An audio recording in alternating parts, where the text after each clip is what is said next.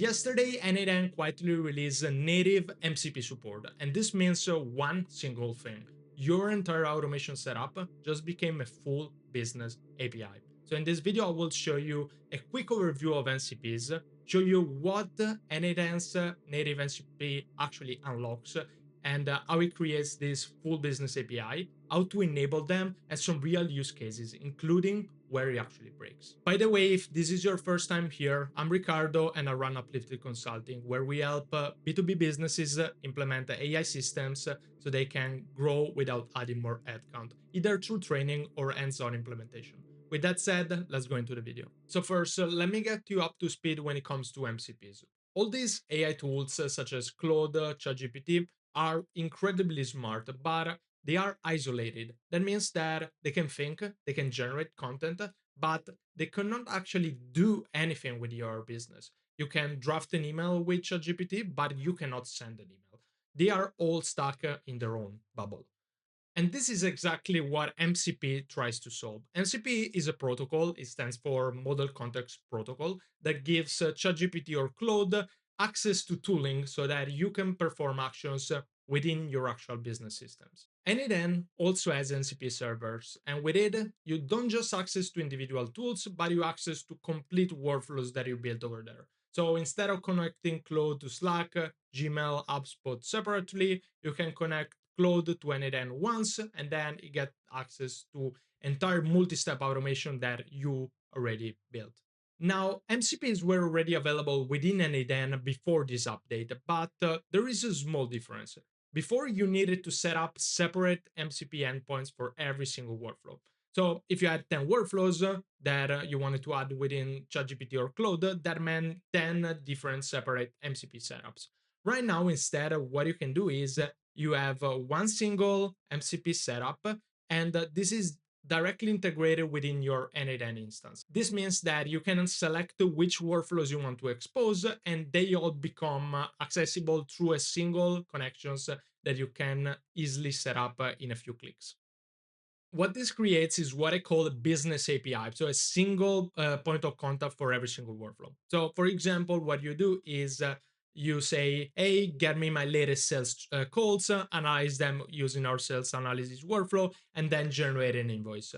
What all this does is it triggers multiple systems with a single message. So it could trigger your CRM get directly, a sales call analysis workflow that is set up in a specific way you want to, and then an invoice generator workflow, all directly through a chat interface. In this way, N8N just became a single access point to your entire business operation. So let me show you how you can actually enable this for both Claude as well as ChatGPT. The first step over here when you are within N8N is to go to the settings, and then if you update N8N to the latest version, what you will have over here is MCP access element. And what you simply have to do here is just click on enable. This will give you this server URL, and then you can copy this server URL, and this will be used for Claude as well as ChatGPT. So if we go within Claude, for example, over here, and go into the search and tools, what we can do over here is we can manage connectors.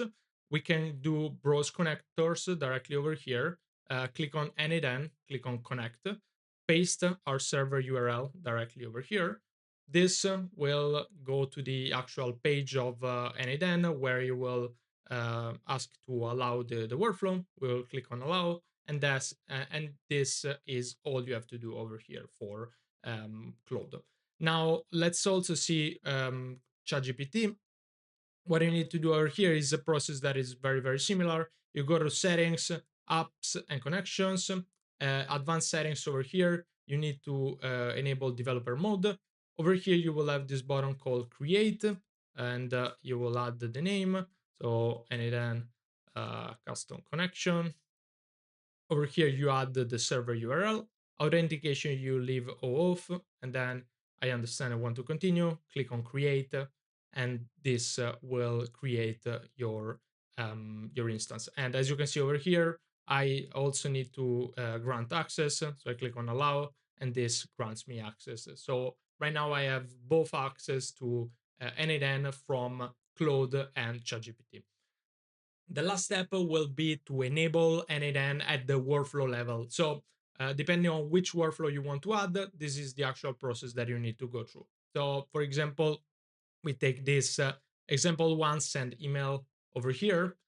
We click on settings, and then within settings, we have this available in MCP.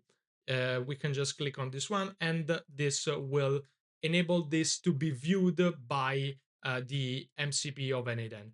Another thing that we can do on top of that is we can add a workflow description. So we can say, use this MCP to send emails, for example, and this will help the workflow and the MCP get a better understanding of what this automation actually does, and so it will have a better understanding of when to select this automation and when it makes sense to select this automation. And by the way, you can also do the same thing over here to every single active workflow. So over here, you click on the three dots and you can enable MCP access. And as you can see over here, you have available in MCP as the icon over here to make sure that this is activated within the MCP. Okay, all cool, all amazing. Let's see a couple of use cases. The first one is a send email that we have here. Essentially, what it does is when a chat message is received, it calls this email agent that sends a specific email. So in Claude, we can say something like, hey, send an email at Ricardo with subject line hello and content sent from Claude. So if we send this, what we will see in this instance is Claude mentioning that it can actually not send emails on their own. But as you can see over here, I can check if there is an N8N setup that could send email for you. Let me search the N8N workflow and see what's available. So it was smart enough to understand that he has N8N available and he could search within N8N for different workflows. And so as you can see, first off, what we did is we search a workflow. Over here, I found a specific workflow to send emails and see the description, use this MCP to send emails. It got the workflow details, and for workflow details over here, it meant what is the actual trigger that it needs to use.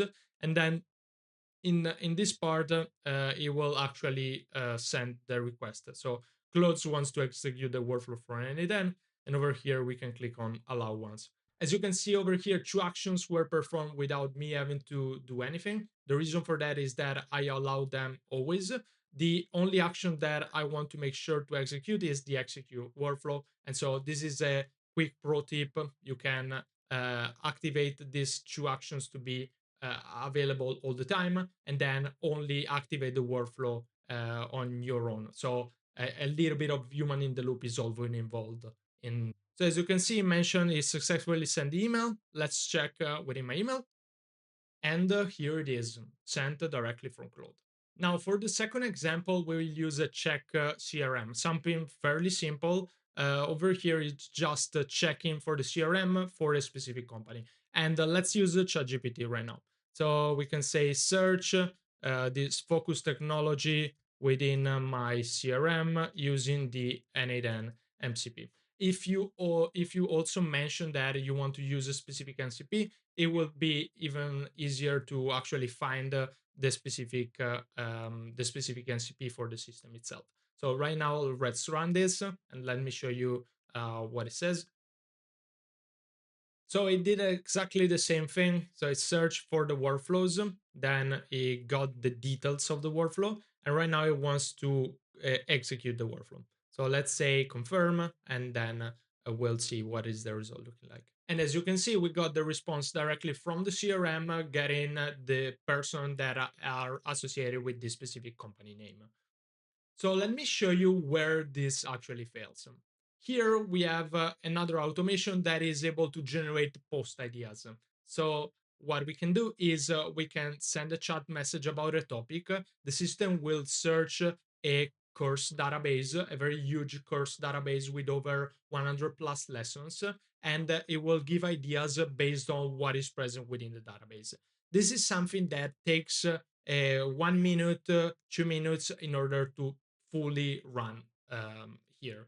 And so if I run this with the Claude, what happens over here is it searches the workflow, so that is okay, that is all cool. It gets the workflow details, but when it needs to execute the workflow, it cannot wait for the results to come out because it takes too much time. So the current problem that we are having right now is that there is a limit of 30 to 60 seconds, and if the tool doesn't give you back a response within this time frame, you cannot actually get the results from here. Here, if we go to the execution, as you can see, we have 1 minute and a half, 2 minutes, 2 minutes, and a couple seconds. So the problem here is essentially a timeout problem. This is currently a bug feature and probably something that will fix in the future. But keep in mind that if you have workflows that are workflows that take a lot of time to run, this kind of system. Um, so keep in mind that if you have workflows that take a lot of time, right now this kind of system might not run with this specific execution. So now you have the power. You can trigger any workflow directly from chat. But just because you can expose a workflow doesn't mean that you actually should. So in this next video over here, I break down how to think strategically about which workflow to actually deserve your time, what to build, how to build, and most importantly, should you even build something in the first place. Check this out.